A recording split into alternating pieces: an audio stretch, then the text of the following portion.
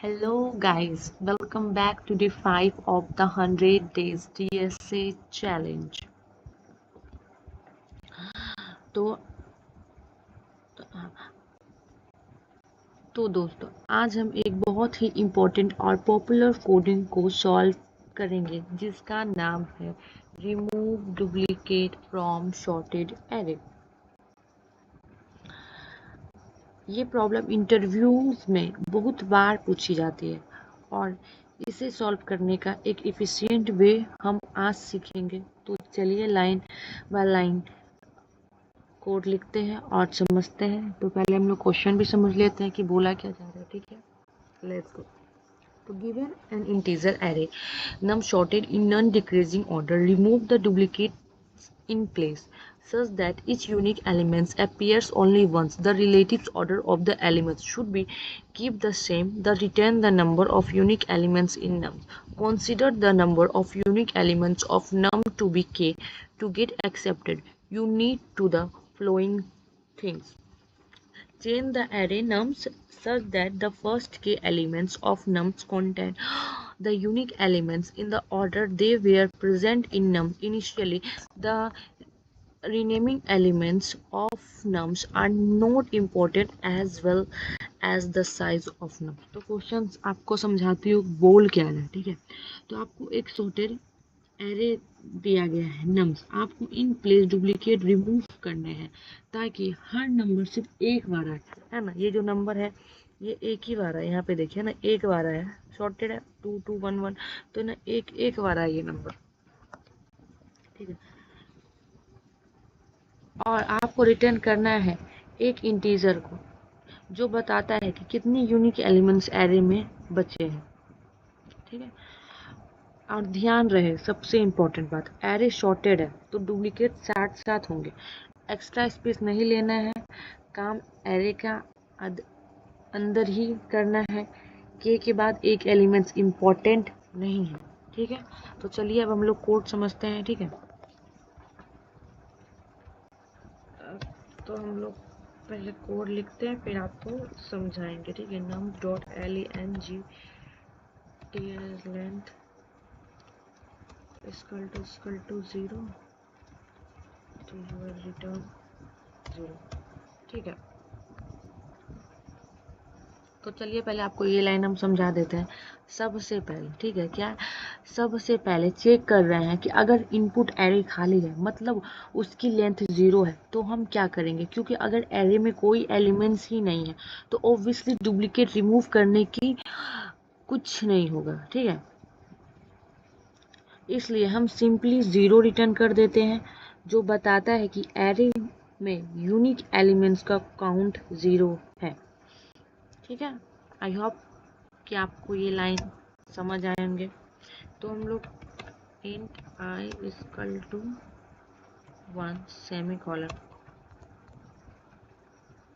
अब ये हम लोग ये जो है एक लाइन नीचे करती हूँ तब समझ आएगा। ठीक है, अब हम एक वेरिएबल, ये हम लोग एक वेरिएबल बना लिए हैं ये। ठीक है, तो ये हम लोग एक वेरिएबल बनाए हैं जिसका इनिशियल वैल्यू 1 है। ये वेरिएबल हमारे लिए एक पॉइंटर की तरह वर्क करते हैं। ठीक है, ये बताएगा, हाँ करेगा, ये पॉइंटर हमें बताएगा कि हमने अब तक कितने यूनिक एलिमेंट्स फाइंड किए हैं और नेक्स्ट यूनिक एलिमेंट्स कहाँ प्लेस करना है। ठीक है, यहाँ एक बात समझना ज़रूरी है, हम अज्यूम कर रहे हैं कि एरे सॉर्टेड है इसलिए फर्स्ट एलिमेंट हमेशा यूनिक होता है, इसलिए आई को 1 से स्टार्ट करना सही होता है। ठीक है, तो अब हम लोग लूप स्टार्ट करेंगे। ठीक है, अब हम लोग एक लूप चलाते हैं। 4 and j sorry equal to 1 semicolon j nums dot len t is length g length semicolon j plus plus। ठीक है, nums dot sorry it if nums j is not equal to 0 sorry इसमें to nums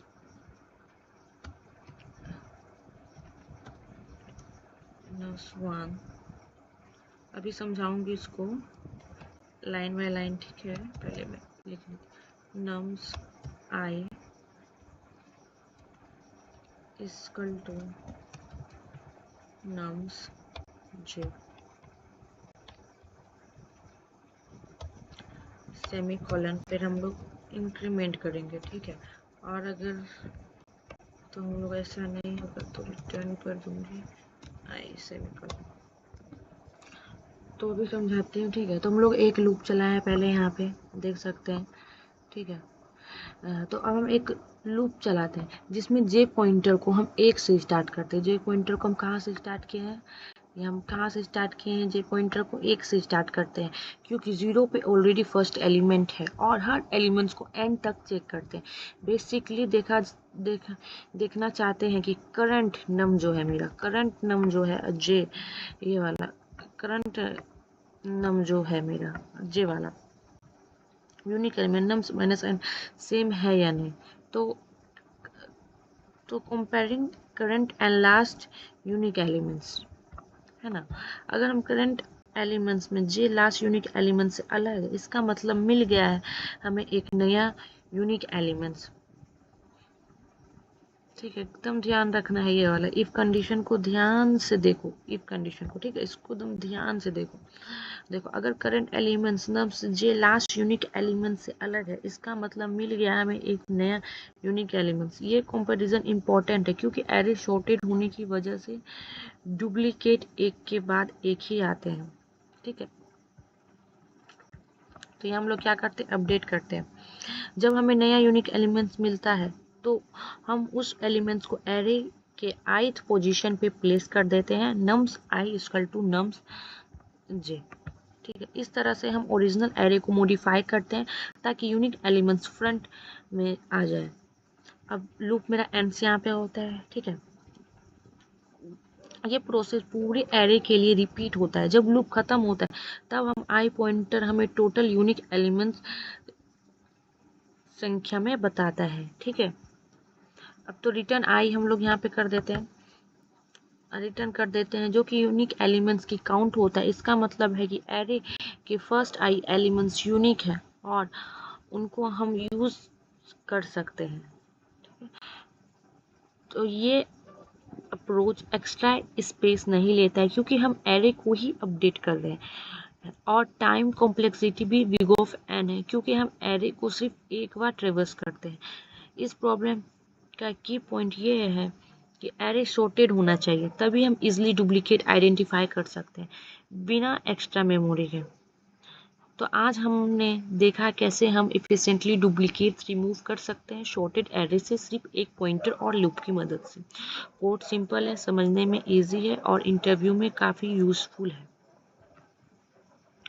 आप लोग भी please इसको देख के फिर अपने से सॉल्व कीजिए और लिंक्डइन पेज बनाइए, वहाँ पे 100 डेज का चैलेंज लीजिए, जाके पोस्ट कीजिए, लिंक्डइन पे कनेक्शन बनाइए लोगों से और पढ़िए। एंड में बहुत लेट हो जाता है। अभी हम भी पढ़ रहे हैं, ऐसा लग रहा है इतना कुछ पढ़ने के बाद भी लगता है कि कुछ नहीं पढ़ी हूँ। तो आप लोग भी पढ़ो, जाके क्वेश्चन कंप्लीट करो, डीएसए सॉल्व करो फटाफट, साथ में कम्युनिकेट करना सीखो, ठीक है।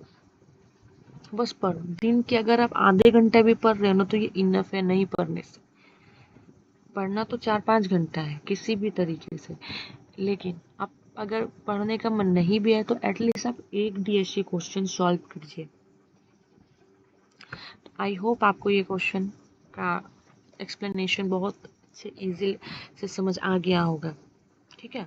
अगर आपको ये वीडियो पसंद आया तो लाइक और सब्सक्राइब करना ना भूलें। अगर आपको कोई डाउट हो तो कमेंट में ज़रूर पूछें। मैं मिलती हूँ आपसे नेक्स्ट वीडियो में एक नए टॉपिक के साथ। तब तक के लिए हैप्पी कोडिंग, बाय बाय।